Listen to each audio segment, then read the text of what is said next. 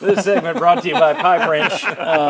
If you have an issue with your heating system, your hot water heater, or your pipes this winter, call the group voted tops in East Tennessee time and time again. That is Pipe Wrench, pipewrench.com.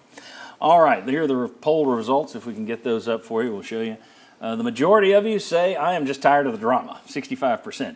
About 20%, 19% say the NCAA is toothless. I expected more of that. Courts are unpredictable, 16%. All right. Look, I think we would all probably agree Tennessee's going to win this thing in court.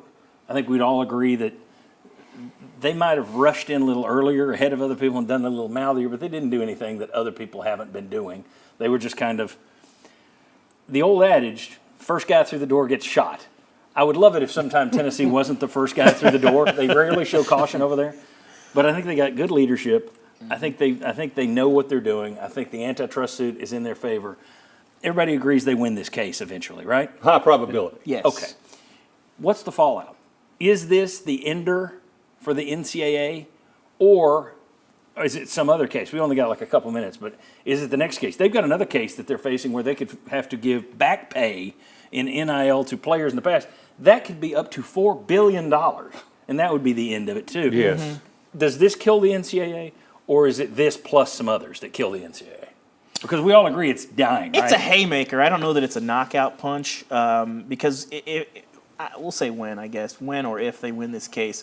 Then it's sort of all bets are off on the NIL fronts. And so you can be a little bit more explicit. You can probably write a little bit more aggressive contracts. We'll see what that actually looks like. But then sort of you can kind of do everything.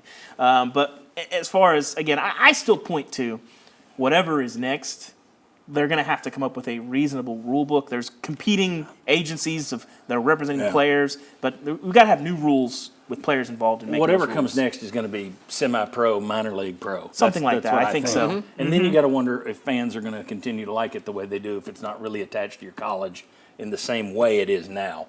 Jimmy, is this the end of the NCAA or just piece of it? I don't think so. I think you'll still have the NCAA. What I see is 60, 80, whatever, how many teams that are football powers that branch off and have their own rules, guidelines, whatever you want to call it, but it's still NCAA. But they're running the show. And then the NCAA oversees all the other sports. Ryan? Go ahead. No, let Chuck go. Keep an eye on what's going on with the Big Ten and the SEC. And you got university presidents, you got athletic directors, you got the commissioner, brand new commissioner in the Big Ten. Just started in May. Keep an eye on what happens there, because I think that could be the biggest chip on the table in this poker game. Those two usually don't play nice together. They've announced they are getting together on this one, and I think that does show, we were talking in break, I think it's the beginning of whatever's next. It's AFC, NFC.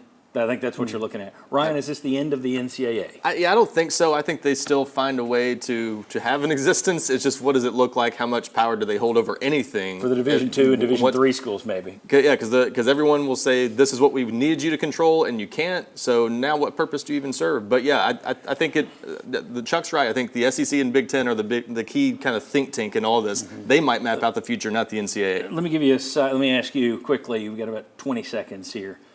Tennessee thought, it's that video, Tennessee thought they were in the clear in terms of recruiting. You finally got the black clouds out of the way.